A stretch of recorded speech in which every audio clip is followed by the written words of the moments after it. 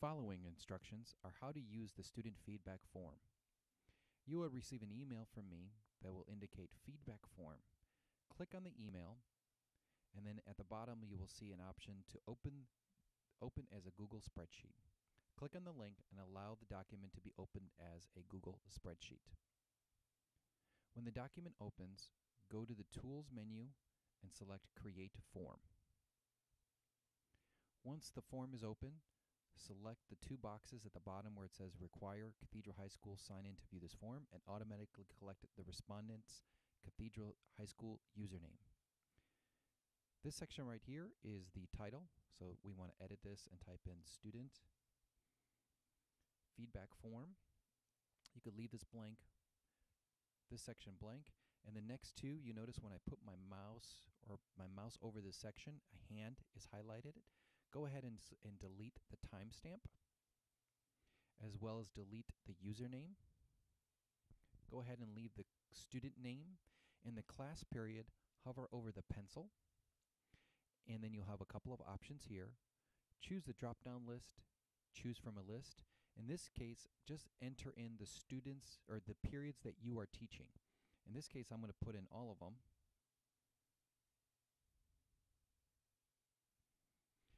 But you only have to put in the periods that you're teaching. For example, if you teach 2nd, 3rd, 5th, 6th, and 7th, then just add those. You don't need to add all 8. Make sure you select the box where it says make this a required question, and then press done. And you'll notice that the class period gives you the options of what the students will see. When it pick the quarter session, go ahead and do the same thing. Click the edit button, choose from a list.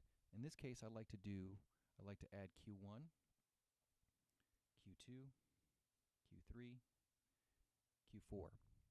The reason why we're doing this is because it will allow you to actually make comparisons over the reports from one quarter to the next quarter, and all of that data stays within the spreadsheet.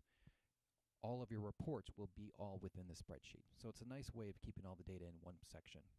And the name of the class, if you'd like to name it, for example, for some of those teachers that have more than one class or a different type of class, you could actually choose on the drop-down list. Let's say it's going to be Algebra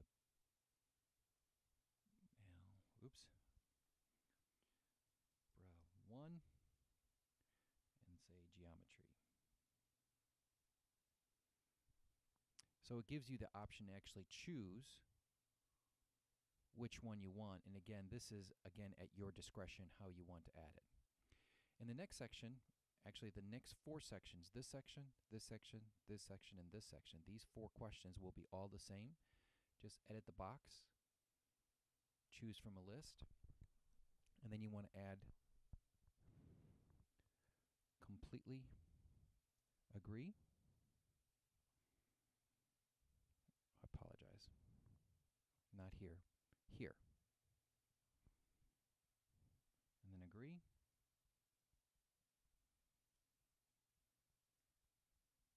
Somewhat agree. And then disagree.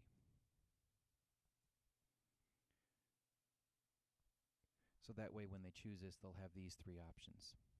You're going to want to do this for each one of these sections.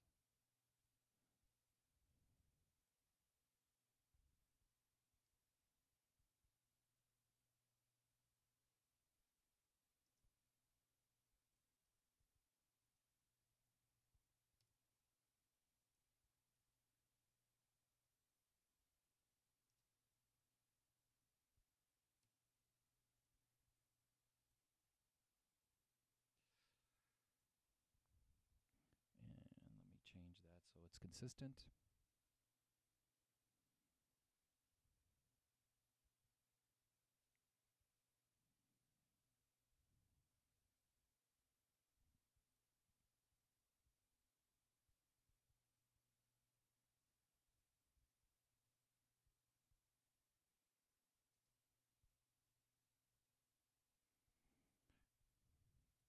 This is actually hard to do it with one hand while holding a microphone.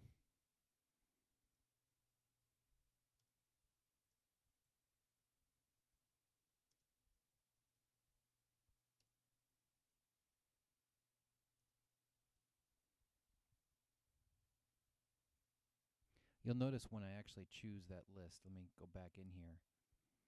When I choose my options and I fill them in and I make this box selected, you will see on here that there's a little red star. That indicates that it's just a required answer.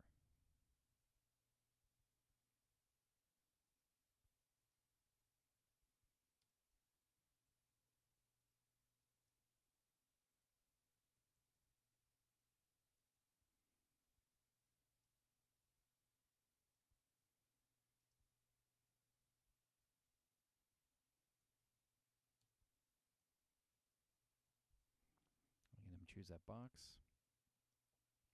And in this last question, edit that question and then choose that as a paragraph text. And you don't have to make that a required option and press done. Once you're done, press save. And then down here, you will have the link that you could send to your students. Before you send to your students, what you want to do is go ahead and click on the link and take a look at the form. You'll notice that the student's name, when they receive this email, the student's email address will automatically be listed. This is a good thing to make sure that you're not getting false forms, or when a student submits the form, you know exactly who the student is. They don't even have to type in their name. So this is technically optional, but you'll know what the answer is going to be, so you could reference their name and their email address. Students get to choose their period. They get to pick their quarter that they're going to have their session, or submit the survey, the type of the class that you have listed if you want to have that in there. And again, your forms, make sure that these are all consistent. Completely agree, agree, somewhat disagree, disagree. Take a look at these, make sure they're right. And then once they're done, the student gives an option to get a copy of their responses back in their email. And they get to choose it. And that is all it takes in order to submit this form. Once you are ready to submit the form, you could go ahead and email this form, and you would just email it to your students. And again, this is if you want to use this option. There are other types of ways to submit the survey, but this is one way to verify and guarantee that the students that are submitting the form, you know exactly who they are and when they submitted it. Thanks, and if you have any questions or would like some help on this, please stop by the Technology Support Center. Thank you.